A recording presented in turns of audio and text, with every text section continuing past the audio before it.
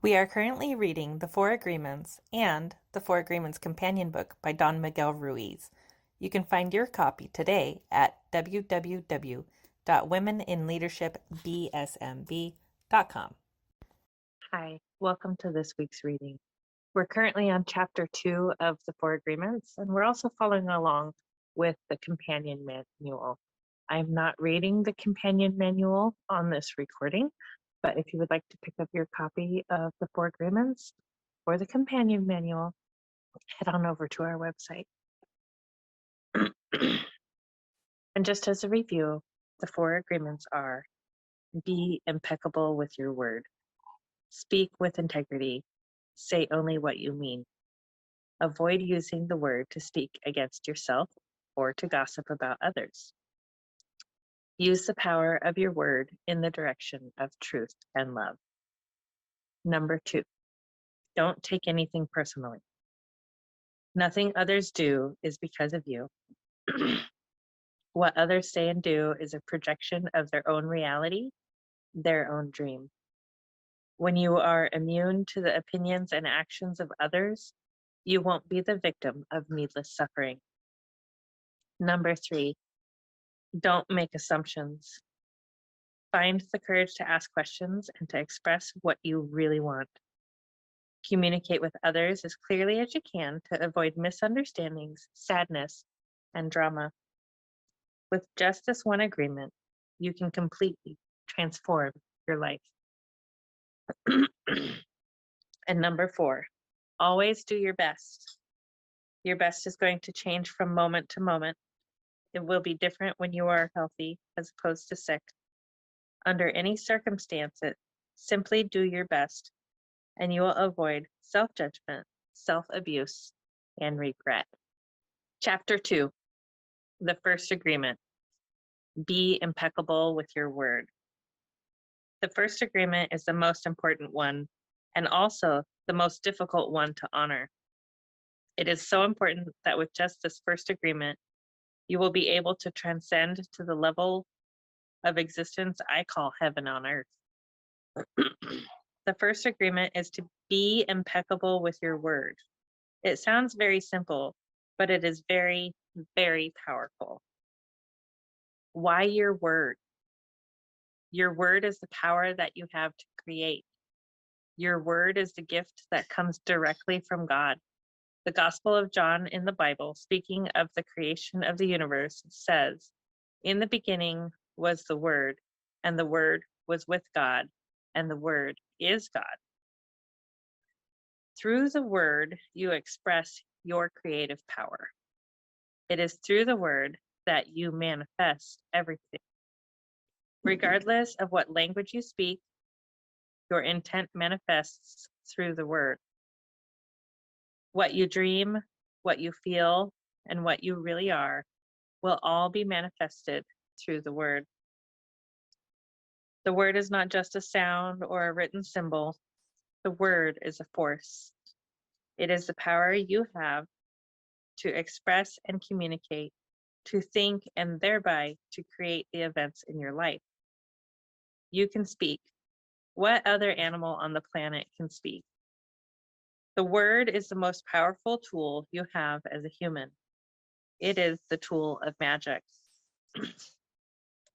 But like a sword with two edges, your word can create the most beautiful dream, or your word can destroy everything around you. One edge is the misuse of the word, which creates a living hell. The other edge is the impeccability of the word, which will only create beauty, love, and heaven on earth. Depending on how it is used, the word can set you free, or it can enslave you, even more than you know. All the magic you possess is based on your word. Your word is pure magic, and misuse of your word is black magic. The word is so powerful that one word can change a life or destroy the lives of millions. The word is so powerful that one word can change a life or destroy the lives of millions of people. Some years ago, one man in Germany, by the use of the word, manipulated a whole country of the most intelligent people. He led them into a world war with just the power of his word. He convinced others to commit the most atrocious acts of violence. He activated people's fear with a word, and like a big explosion, there was killing and war all around the world. all other all over the world, humans destroyed other humans because they were afraid of each other. Hitler's word, based on fear-generated beliefs and agreements, will be remembered for centuries. The human mind is like a fertile ground where seeds are continually being planted. The seeds are opinions, ideas, and concepts. You plant a seed, a thought, and it grows. The word is like a seed, and the human mind is so fertile. The only problem is that too often it is fertile for the seeds of fear. Every human mind is fertile, but only for those kinds of seeds it is prepared for. What is important is to see which kind of seeds our mind is fertile for and to prepare it to receive the seeds of love. Take the example of Hitler. He sent out all those seeds of fear, and they grew very strong and beautifully achieved massive destruction. Seeing the awesome power of the word, we must understand what power comes out of our mouths. One fear or doubt planted in our mind can create an endless drama of events. One word is like a spell, and humans use the word like black magicians, thoughtlessly putting spells on each other. Every human is a magician, and we can either put a spell on someone with our word, or we can release someone from a spell. We cast spells all the time with our opinions. An example, I see a friend and give him an opinion that just popped into my mind.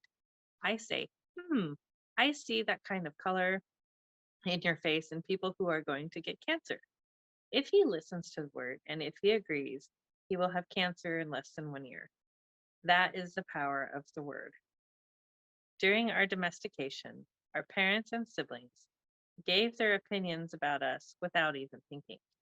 We believed these opinions and we lived in fear over these opinions, like not being good at swimming or sports or writing. Someone gives an opinion and says, "Look, this girl is ugly." The girl listens, believes she is ugly, and grows up with the idea that she is ugly. It doesn't matter how beautiful she is. As long as she has that agreement, she will believe that she is ugly. That is the spell she is under. By hooking our attention, the word can enter our mind and change a whole belief for better or for worse. Another example, you may believe you are stupid, and you may have believed this for as long as you can remember. This agreement can be very tricky, causing you to do a lot of things just to ensure that you are stupid. You may do something and think to yourself, I wish I were smart, but I must be stupid, or I wouldn't have done that. The mind goes in hundreds of different directions, and we could spend days getting hooked by just that one belief in our own stupidity. Then one day, someone hooks your attention, and using the word lets you know that you are not stupid. You believe what the person says and make a new agreement. As a result, you no longer feel or act stupid. A whole spell is broken just by the power of the word. Conversely, if you believe you are stupid and someone hooks your attention and says, "Yes, you really are the most stupid person I have ever met," the agreement will be reinforced and become even stronger. Now, let us see what the word impeccability means. Impeccability means without sin. Impeccable comes from the Latin pectus, which means sin. The im in impeccable means without. So impeccable means without sin. Religions talk about sin and sinners, but let's understand what it really means to sin. A sin is anything that you do which goes against yourself. Everything you feel or believe or say that goes against yourself is a sin. You go against yourself when you judge or blame yourself for anything.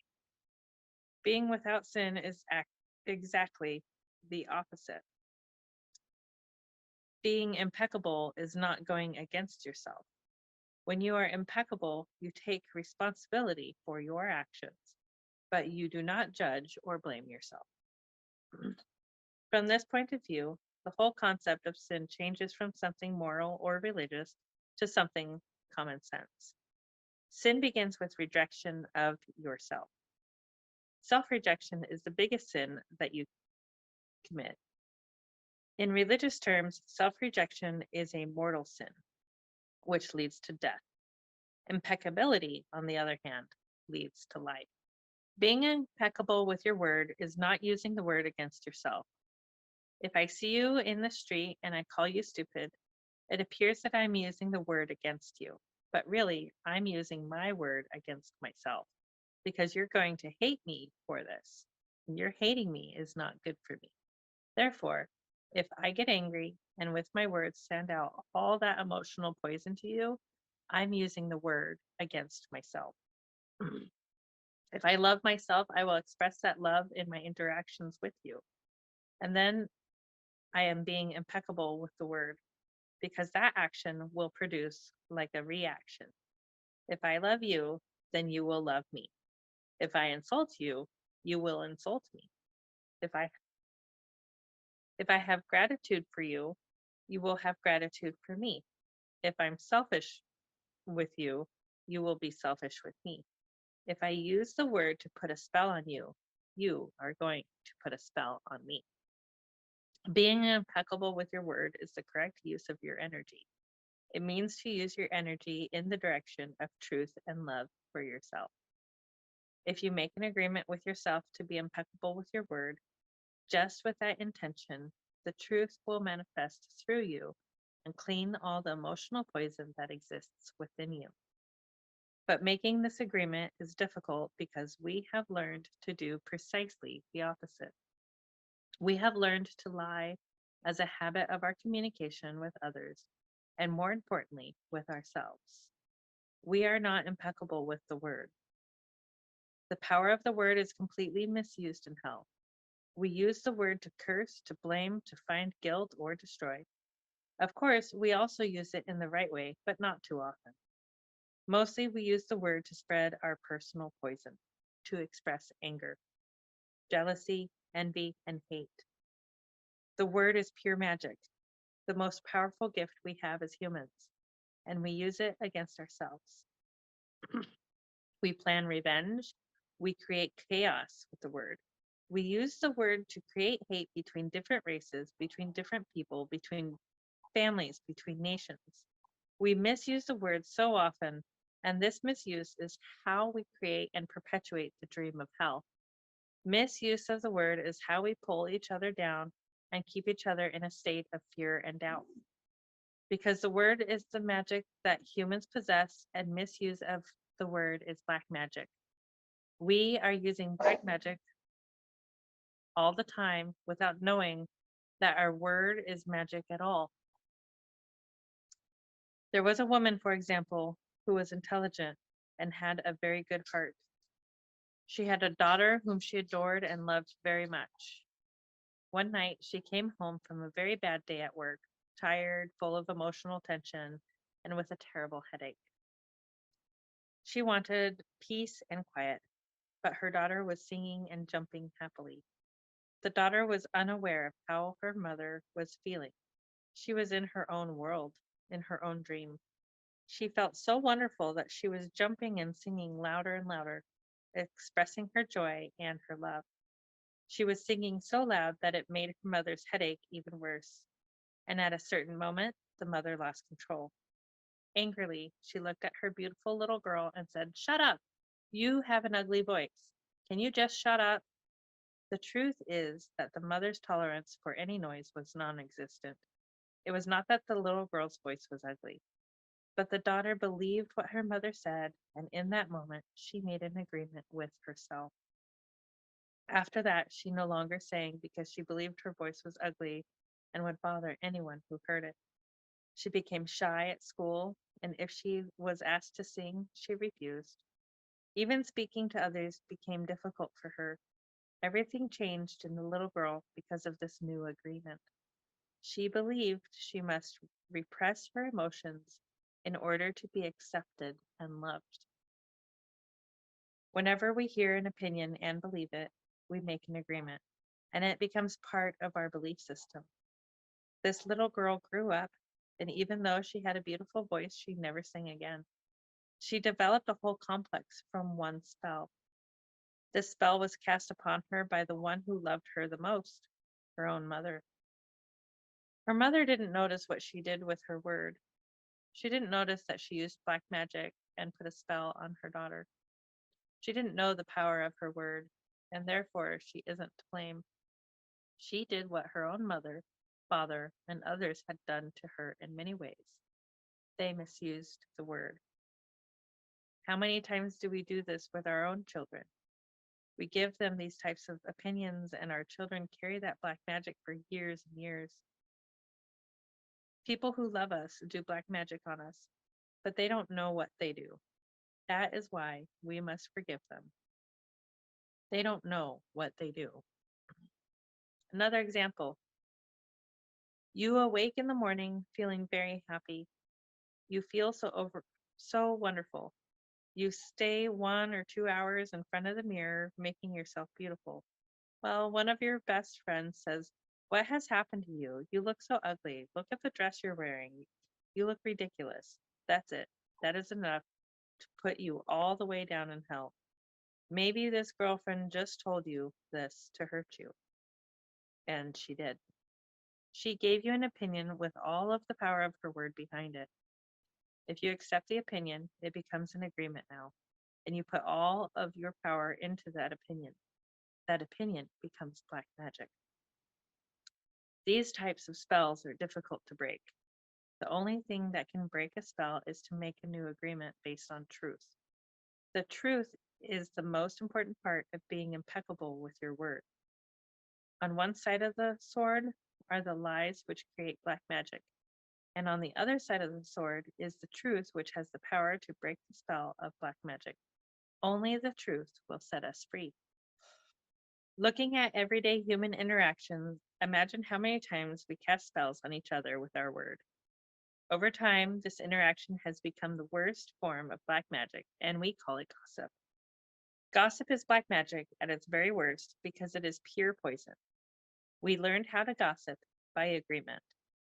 When we were children, we heard the adults around us all gossiping all the time, openly giving their opinions about other people.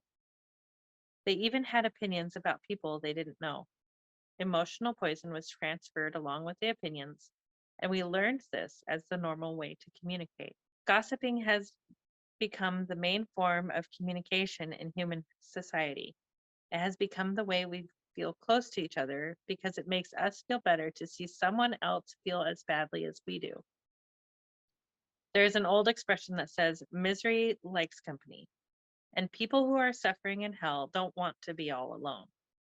Fear and suffering are an important part of the dream of the planet. They are how the dream of the planet keeps us down. Using the analogy of the human mind as a computer, gossip can be compared to a computer virus. A computer virus is a piece of computer language written in the same language all the other codes are written in, but with a harmful intent. This code is inserted into the program of your computer when you least expect it, and most of the time without your awareness. After this code has been introduced, your computer doesn't work quite right, or it doesn't function at all because the codes get so mixed up with so many conflicting messages that it stops producing good results. Human gossip works exactly the same way. For example, you are beginning a new class with a new teacher and you have looked forward to it for a long time. On the first day of class, you run into someone who took the class before who tells you, "Oh, that instructor was such a pompous jerk. He didn't know what he was talking about, and he was a pervert too, so watch out." You are immediately imprinted with the word and the emotional code the person had when saying this. But what you are not aware of is his or her motivation in telling you? This person could be angry for failing a class or simply making an assumption based on fears and prejudices. But because you have learned to ingest information like this as a child, some part of you believes the gossip and you go on to the class. As the teacher speaks, you feel the poison come up inside you and you don't realize you see the teacher through the eyes of the person who gave you that gossip. Then you start talking to other people in the class about this, and they start to see the teacher in the same way, as a jerk and a pervert. You really hate the class, and soon you decide to drop out. You blame the teacher, but it is gossip that is to blame. All of this mess can be caused by one little computer virus. One little piece of misinformation can break down communication between people, causing every person it touches to become infected and contagious to others. Imagine that every single time others gossip to you, they insert a computer virus into your mind, causing you to think a little less clearly every time. Then imagine that in an effort to clean up your own confusion and get some relief from the poison, you gossip and spread these viruses to someone else. Now imagine this pattern going on in a never-ending chain between all the humans on Earth.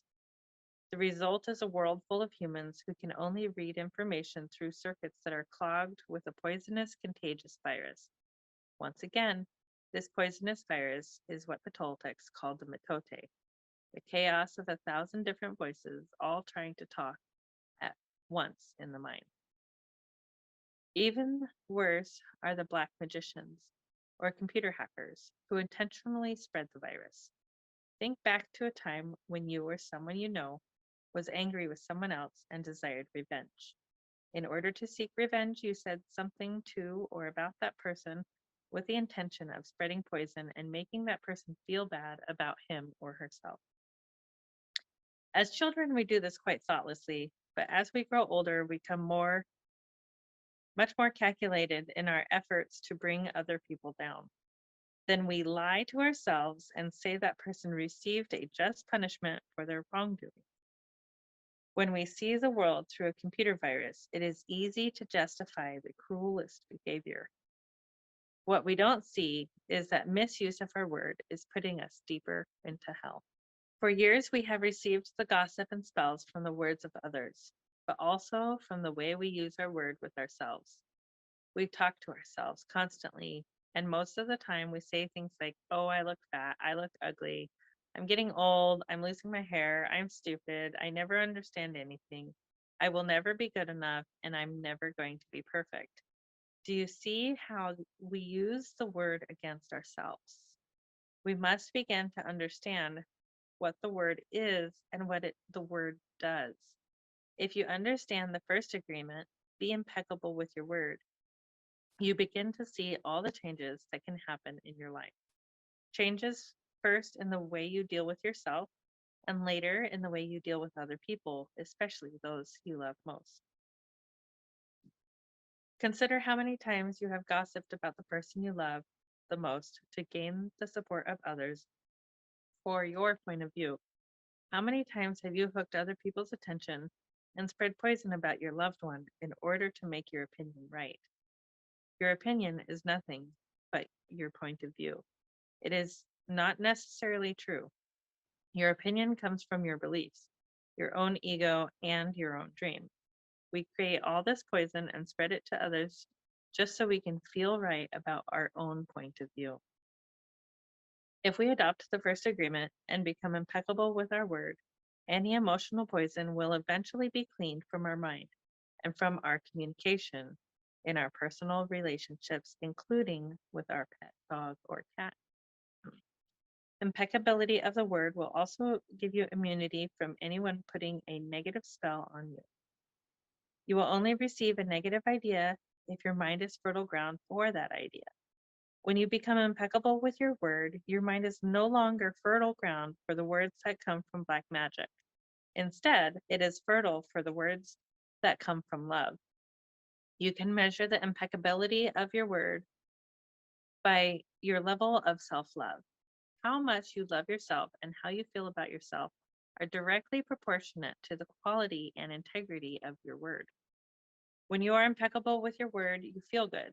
You feel happy and at peace. You can transcend the dream of hell just by making the agreement to be impeccable with your word. Right now, I am planting that seed in your mind. Whether or not the seed grows depends upon how fertile your mind is for the seeds of love. It is up to you to make this agreement with yourself. I am impeccable with my word. Nurture this seed, and as it grows in your mind, it will generate more seeds of love to replace the seeds of fear.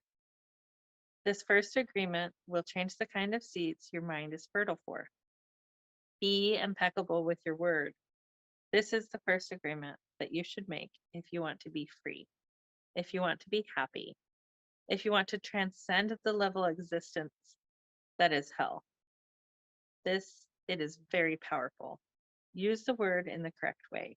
Use the word to share your love. Use white magic, beginning with yourself. Tell yourself how wonderful you are, how great you are. Tell yourself how much you love yourself. Use the word to break all those teeny tiny agreements that make you suffer. It is possible. It is possible because I did it, and I am no better than you. No, we are exactly the same. We have the same kind of brain, the same kind of bodies. We are humans. If I was able to break those agreements and create new agreements, then you can do the same. If I can be impeccable with my word, why not you? Just this one agreement can change your whole life. Impeccability of the word can lead you to personal freedom, to huge success and abundance. It can take away all fear and transform it into joy and love. Just imagine what you can create with impeccability of the word. With the impeccability of the word, you can transcend the dream of fear and live a different life. You can live in heaven in the middle of thousands of people living in hell because you are immune to that hell. You can attain the kingdom of heaven from this one agreement. Be impeccable with your word. Thank you for joining us for this week's reading. We are currently reading The Four Agreements and The Four Agreements Companion Book by Don Miguel Ruiz. You can find your copy today at www.womeninleadershipbsmb.com.